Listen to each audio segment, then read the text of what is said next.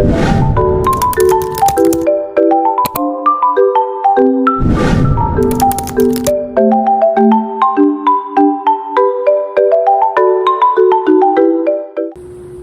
day, ma'am. I am Firdaus-c of BSN2F Group 1, and I'll be performing the providing of perineal genital care for a patient. So the purpose of this is for us to remove the normal perineal secretions and odors, and aside from that is para ma-reduce din natin yung risk of complications or infections such as urinary tract infection or UTI. And aside from that is para makapag-provide din tayo ng comfort sa ating patient. Now, in the assessment, we are going to assess if meron po bang present ng mga irritation, excoriation, inflammation, o di naman po ay pamamaga or swelling sa may genital area nila. And aside from that, tinitingnan din natin if meron po bang excessive discharges, and if merong foul odor or bad smell, and if meron po ba silang nararamdaman na pain or discomfort, no? Then aside from that is we are also taking a look at the urinary or fetal incontinence, meaning to say this is the inability to control the bladder or yung kanilang bowel movements na nagre-result po sa leakage ng urine or di kaya ng feces. Kusa na lang po siyang lumalabas, ano po. Then aside from that is tinitingnan din natin yung recent rectal or perineal surgery if nag-undergo ba sila nun, kasi meron po tayong other equipments or other method na ginagawa para din dun sa kanila. And itong procedure na to is one way din siya para mapabilis po yung healing ng mga nag-undergo ng surgery or nag-deliver po ng baby. Then aside from that is tinitingnan din natin if meron pong indwelling catheter. And we are going to determine their perineal genital hygienic practices. And lastly is yung self-care abilities nila, na wherein they would be able to apply it in the near future without the aid of nursing assistance. So kumbaga, health education na lang po regarding this perineal genital care para in the near future is sila na lang po ang gagawa on their own. So for the equipments, meron po ngang two methods na ginagawa. Yung una is yung sa perineal care, genital care in conjunction with bed bath. So ito yung mga regular or daily bed bath na ginagawa. So ang gamit natin dito are bath blanket, bath towel, and clean gloves. Then basin with warm water ranging from 43 degrees Celsius to 46 degrees Celsius. Ano po? Then soap and also washcloth.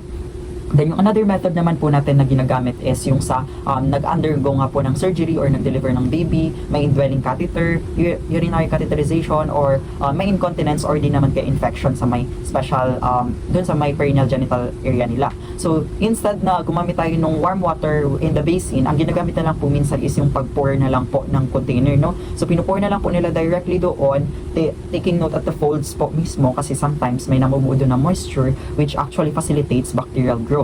So we should take note of that and take consideration na po. So yun lang po yung mga materials na gagamitin natin. Now for the implementation, we shall now proceed. We are going to determine if meron po bang pain or discomfort na nararamdaman yung patient natin during our assessment doon sa may perineal genital area nila. And another one is we are now going to gather all of the necessary equipments that we will be needing in this procedure. So prior po sa performance natin, we are now going to introduce ourselves and verify the client's identity by asking his or her name and asking also for their birthday. And aside from that, we are now going to explain what we are going to do, why is it necessary, and how the client can cooperate in a manner that they will be understanding it. Kung pwede po is yung comfortable language na meron sila, or Tagalog, or if ever man na hindi po tayo marunong ng other language din nila, since it is a universal language for us Filipinos. Then aside from that is we should be particular also to the sensitivity doon sa embarrassment na dinidisplay ng client po natin. Magandang araw po sa inyo, ma'am. Ako nga po pala si Firdaus-c, isang student galing po sa CSPC, second year na po ako ngayon. Bali po, ang gagawin natin ngayon is magpa-provide po ako ng perineal genital care sa inyo, or di kaya lilinisan natin yung private part po ninyo. Ano po? So, may I ask what's your name po, ma'am? Okay. How about your birthday po? Okay. So, ngayon po, ma'am, kailangan po natin na malinisan yung private part po ninyo, ano? So, bakit po natin siya kailangan linisan? Kasi nga po, kapag hindi po natin siya nalinisan, nagkakaroon po ng mga bacteria or microorganisms dyan sa private part ninyo. Kasi meron na siyang mga discharges or di kaya leakage ng blood or urine, sometimes yung sa mga tae, ano po. So, yun po yung mga nagkakos ng infection. Kaya possible po na kapag hindi natin siya nalinisan is magkakaroon kayo ng UTI or other complications tulad na lang ng skin irritation or fungal infections or bacterial infections. So hindi naman po natin yun gusto, ano po. So kailangan po natin na malinisan ng maigi yung inyong private part para naman po sa ikabubuti ng inyong overall health. So since assuming po na si mother po is nag-deliver ng baby, so kailangan explain din po natin sa kanila yung pinaka-importance talaga ng perineal genital care. So, since kakagaling nyo lang nga po ma'am, nag-deliver po kayo ng baby, balik po, medyo prone pa po yan ang inyong sensitive part sa mga infections and microorganisms. So, kailangan po talaga natin siyang linisan ng maayos. So now, assuming that the patient has refused to my offer na linisan po yung kanilang private part. So ano nga po yung dapat natin gawin? The second option that we have to do is to explain again sa kanila kung anong ba talaga yung importance ng perineal genital care. Kasi po kapag hindi po natin sa kanila na-explain ng maayos, ibig sabihin magkakaroon po tayo ng misunderstanding between the nurse and the patient, and mahihirapan po tayo na ma-convince yung patient natin na magpalinis po sila. Now, na-explain na po natin thoroughly kung ano nga ba yung essence ng procedure na to. Then nag-refuse pa rin po sa atin si patient. So ang next na gagawin natin or option na gagawin is we are now going to ask for the help of the significant others. So significant others, dun po natin i-explain sa kanila kung ano yung mga procedures na gagawin natin objectively, and which kasama din po dun yung rationale ng bawat steps para po magkaroon sila ng enlightenment or idea sa kung ano nga ba talaga yung purpose ng procedure natin. And aside from that is maybe the patient is uncomfortable with us, so dapat i-ask na lang po natin yung significant others na sila na lang yung gumawa nito mismo. Kasi hindi po pwede na i-neglect po natin yung procedure na to, kasi nga po nagpa-promote siya ng infection if hindi po siya nalinisan ng maayos. So if nag-agree naman na po yung significant others, through that, we will be able to provide also health education sa kanila para pag na-discharge na po yung patient, pwedeng sinalangan din po yung gumawa dun sa family member po nila, or even sa kanilang sarili na pwede rin po nila yung ma-apply. So that will go through the health education. So assuming that my patient has already agreed na ako po ang mag-perform ng perineal genital care, what we have to do next is perform hand hygiene and observe other infection control procedure para ma-prevent po natin yung spread of microorganisms. Then next is we are going to provide for the client's privacy by means of closing the doors, drawing the curtains if possible. So assuming that I have already withdrawn the curtains and closed the doors. So ano yung rationale nito? For us to maintain the client's dignity, knowing that hygiene is a personal matter.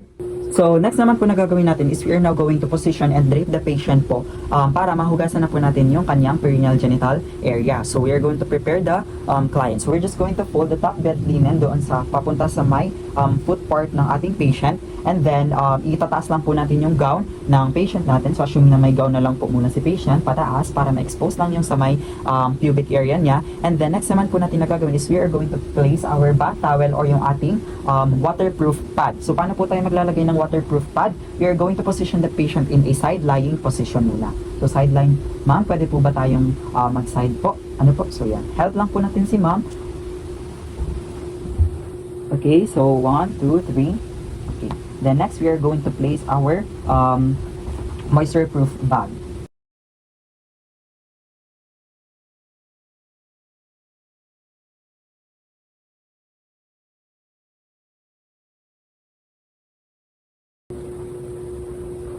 Then we're going to assist the patient na lang po in a comfortable position po. So, ang gagawin po natin na next po is, ang rationale po pala nitong paglagay natin ng waterproof pad is para hindi po mabasa yung bed po natin kapag maglilinis na po tayo ng perineal area po ng patient. So, kunwari meron po mga discharges dyan, or di kaya urine, or di naman po kaya blood, no, or feces. So, hindi po siya mapupunta directly sa ating bed, which may cause contamination din na pwedeng mag-cause ng infection doon kapag nalinisan na natin siya, tapos yung bed pala is mayroon palang blood or stool or anything na pinamumugaran ng microorganism. So, kailangan po natin ng waterproof pad para hindi rin po mabasa yung bed mismo ng patient natin. So next is we are now going to position and drape lang po natin yung client, and clean lang natin muna yung upper inner thigh and dun sa may inguinal areas po nila. So para sa female, we are just going to position them in a back lying position or lithotomy position with their knees flexed and spread well. So isa-spread lang po natin yung knees ni patient. So ma'am, nakaupo lang po ako dito sa side para po makita nyo po ng maayos yung pag-get-them ko po. So dapat po pwede naman nakatayo po tayo dyan, pero hindi po ako makita sa angle na yun. So yun lang po ma'am. Okay, so next naman na gagawin natin is we are now going to cover her body with a drape. So kailangan po na ma-drape din natin yung body niya para, ang rationale po kasi nito is malasen natin yung embarrassment ng patient just in case na conscious po sila sa exposure ng kanilang body. So yun, ma-maintain din natin yung dignity nila, and aside from that is makapag-promote din po tayo ng warmth sa body po nila. Ano po? So next na gagawin natin is we are going to put it as much as possible papunta dun sa may head po nila, and then Yung sa other two sides naman dito sa sides, and yung dito sa last part is itatak in lang natin siya sa may legs. So assuming this is the legs, so itatak in lang natin siya, then i-bring lang natin yung sa middle portion ng bath blanket para lang ma-expose natin yung area mismo na paglilinisan po natin. So next naman po natin na gagawin is we are now going to apply for our clean gloves. Since this is non-invasive procedure, then gumamit lang po tayo ng clean gloves natin.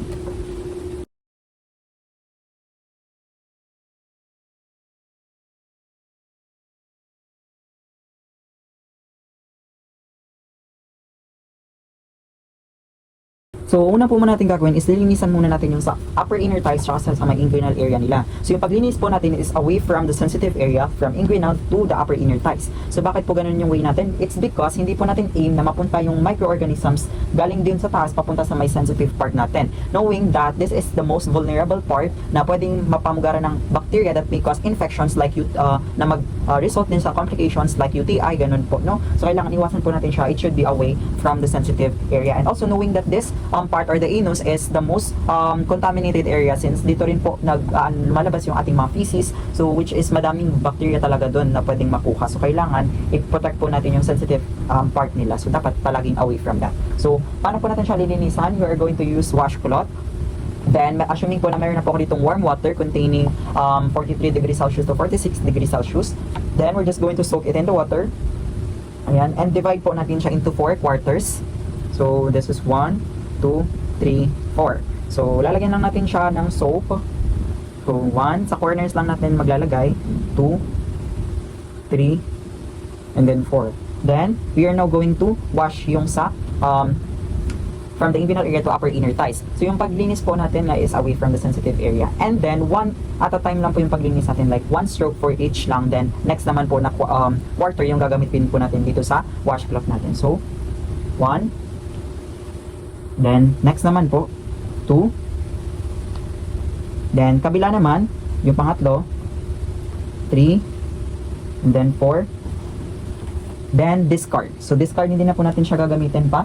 Next naman po is gagamit ulit tayo ng new washcloth and then soak it in the water for washing naman since meron na po, rinsing naman since meron naman na po siyang soap. So, we're going to rinse na po ito. Soak it in the water and then tigain lang po natin yung excess and divide it into 4 quarters then. Tapos, same lang yung process natin. Away, 1. Kabila naman, 2. Then 3. 4. And then discard. Then lastly is we're going to pat dry na po yung sa part na pinagpunasan natin. So pat dry lang natin siya. And then discard na din po natin. So hindi po natin ilalagay ulit yung mga ginamit natin sa warm water natin or sa basin kasi that may lead to cross contamination po. So mapupunta doon lahat ng mga bacteria na nandito na sa ating basin po. So we should avoid that. So next is we are now going to inspect for the perineal area. So since tapos na tayo dito sa may inner thighs and then sa inguinal area, we are going to inspect now yung sa perineal area naman ng ating patient. So titingnan lang natin if meron po ba dito mga inflammations, redness, or di naman kaya swelling, excoriation din na part na pwede nating i-take note as abnormal findings, no? So tinitingnan natin especially between the labia ng ating labia ng mga female and of course sa scrotal folds din ng mga kalalakihan. So we are going to note if meron po bang mga discharges dito or di kaya mga excretions from the orifices and the presence of odors, kung foul po ba siya or merong bad odor yung mismong genital area ng ating patient. So next, we are now going to wash and dry for the perineal area. So ang paglinis naman po natin ng perineal area ng ating patient is from top to bottom po palagi yung linis natin. So same procedure lang din, dapat 4 quarters and then using different clothes for each na gagamitin po natin. Ano po? So yung unang linisan na po natin dito is the labia majora. Labia majora and then papunta po tayo sa labia minora natin. So start muna po tayo sa labia majora. Kuha po tayo ng ating washcloth. So soak it in the water, pigain yung rest and then divide it into 4 quarters. Maglagay po tayo ng soap each corner. 1, 2, 3, and 4. Then we are going to start first sa ating labia majora. So 1 stroke lang. 1, then kabila naman 2. Then next naman natin nalilinisan yung remaining 2 natin dito is para sa ating labia minora. So paano natin lilinisan ang labia minora? We are going to spread it using our one hand. Spread lang natin yung labia nila para ma-expose yung urethra and yung vaginal opening. So pag na-spread na natin siya, we're going to linisan din natin siya. 1 and then 2. then discard na po natin to. So, palagi po natin tinitingnan ay nililinisan din yung labia minora ng patient natin since meron po diyang mga secretions din na hindi talaga nakikita na pwede nga pong pamugaran ng bacterial growth or bacterial or any microorganisms na pwedeng mag-lead to infection. So that's the rationale for labia minora. So next naman natin is we're going to rinse na po yung ating genital area. So kuha lang tayo, soak it in the water, then tigayin lang po natin, and then 4 quarters ulit, then use different quarters para po hindi magkaroon ng cross-contamination doon sa mismong washcloth natin and hindi matransfer yung microorganisms dito ngayon sa labia minora. Mapupunta siya sa labia majora, ganon. So yun po yung rationale ng separate na paggamit po natin doon sa washcloth, like each strokes yung ginagamitan natin ng quarters. So we're just going to rinse it na po. So 1 muna. 1. Then sa kabila naman, top to bottom, 2. Then spread na natin yung labia minora nila. Then 1 and 2. So kailangan discard ulit, wag na pong ilalagay sa basin yung ginamit natin na washcloth. So bakit nga po pala top to bottom yung paglinis natin? Ito yung pinaka-follow natin ng hygienic principle since yung paglinis natin is from clean to dirtiest. So ibig sabihin, itong my pubic area niya is the least contaminated while the anus part or sa my rectum part is the most contaminated area. So dapat from least to most contaminated po yung paglinis natin. That's why it is from top to bottom. So next naman po natin is we're now going to pat dry. Kuha lang tayo ulit ng bago and then pat dry lang po natin yung area. Then spread. So taking note also for the folds, so dapat wala po diyang matitirang moisture. Kasi yung moisture is sometimes nagpa-facilitate din po siya ng growth of microorganisms. So we should take note of that. So next naman po na ipapakita ko, since tapos na po tayo dito sa female, sa male naman po, kung paano po linisan din yung sa male natin. So I have here also my model. So yung paglinis po natin, same procedure lang naman po sa female clients. We are going to soak it in the water. Then, 4 quarters. Tapos, lagyan po natin ng soap at each corner. 1, 2, 3. And then 4. Yan. So, pagkatapos natin malagyan, starting off muna tayo sa may glands ng lalaki. So, if uncircumcised po yung patient natin, we should retract it kasi sometimes meron pong namumuong mga whites dyan. So, yun yung mga discharges din sometimes ng mga men. So, that may cause also infection kapag hindi po natin siya nalinisan. So, start muna tayo sa may glands. So, 1 stroke lang din, 1. Then, next naman is sa shaft ng patient natin. So, kabilang stroke naman po, pababa, 2. Then, next is under the shaft, pababa. Then, scrotum. This is the scrotum, pababa. Yan. Then, discard. Then, use another washcloth naman po para maglinis ulit or mag-rinse tayo. Soak it in the water. And then, linis na tayo with 4 quarters. So, starting from the glands, then sa shaft, then sa under the shaft, and then sa scrotum. Then discard. Then use another towel para pag pat dry. We're just going to pat dry it. Yan. So mas mabuti po na pino-fold pa rin po natin yung mga pag pat dry po natin para hindi rin po ma-transfer if ever man namin matirang microorganisms from one part to another part. So use another part ng wash or yung pag dry po natin, use another part po nitong towel natin na ginagamit. So that is for the male clients. So para naman po sa mga nagme-menstruate na babae or di kaya nag-undergo ng or di kaya merong indwelling catheter. So gumagamit lang po sila sometimes ng clean wipes. Assuming this is clean wipes, ang ginagamit lang po nila is yun lang po. But each stroke is different clean wipes din po yung ginagamit nila para mas mapadali po yung paglinis doon sa may area ng patient natin.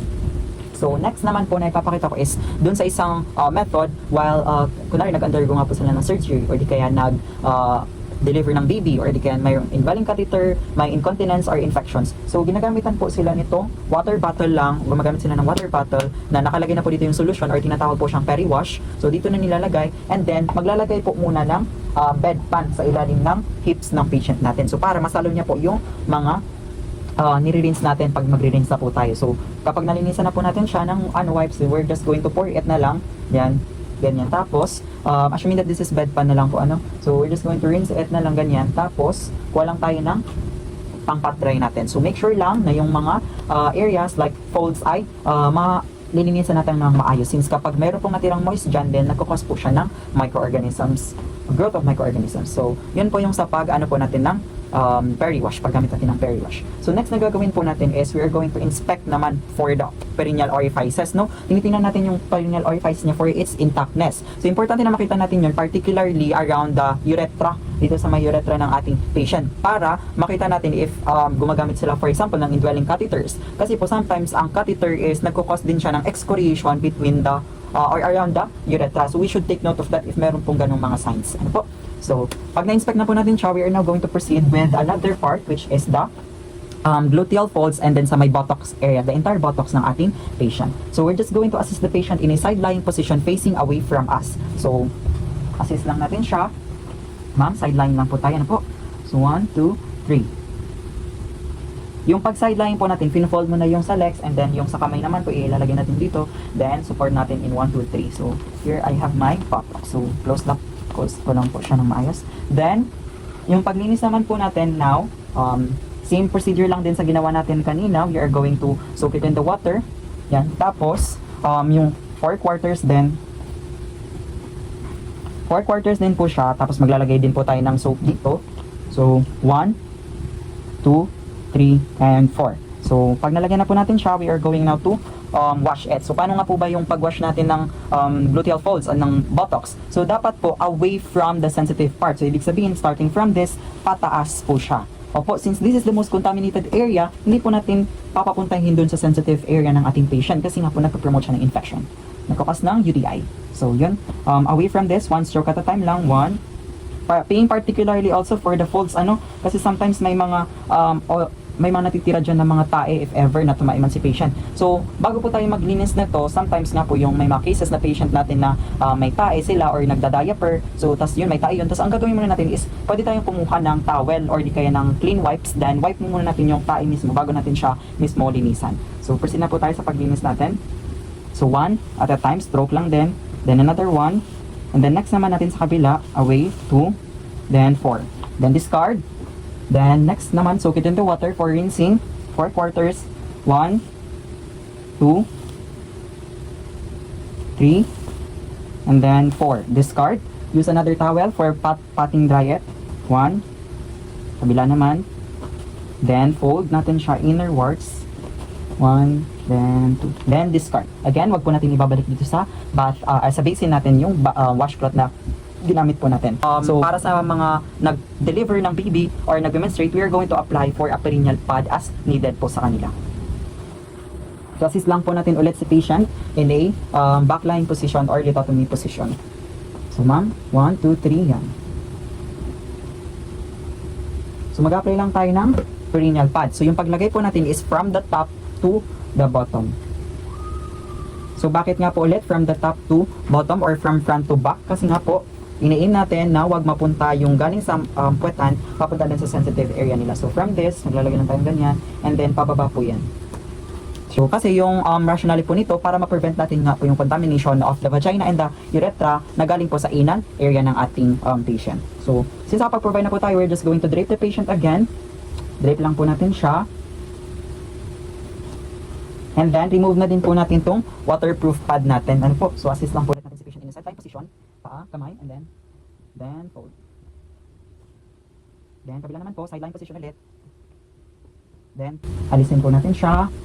And then, alisin na din po natin itong bath blanket natin. So, lalagyan na po ulit natin siya ng bed linen.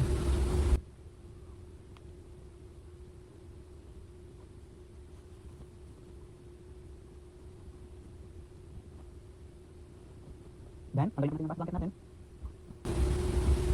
And then, magpaalam na po tayo sa patient natin or we are going to health educate din yung patient po natin before tayo umalis. So, pwede nga po natin sa kanya i-explain ng maayos yung mga procedure na gagawin po natin kapag nagpo-provide ng perineal genital care para just in case ma-discharge na sila, magagawa na po nila on their own yung procedure po natin. And same din sa significant others, mag-provide din po tayo ng health education. So, we're just going to remove our gloves and discard it also.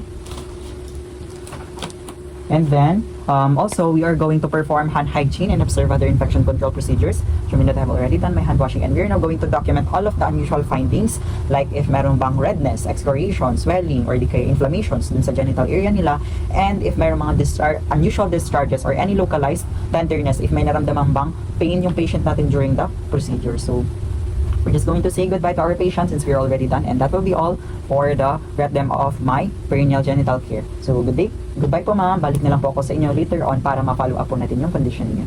Bye po, thank you. And that will be all po for my them. Bye ma'am.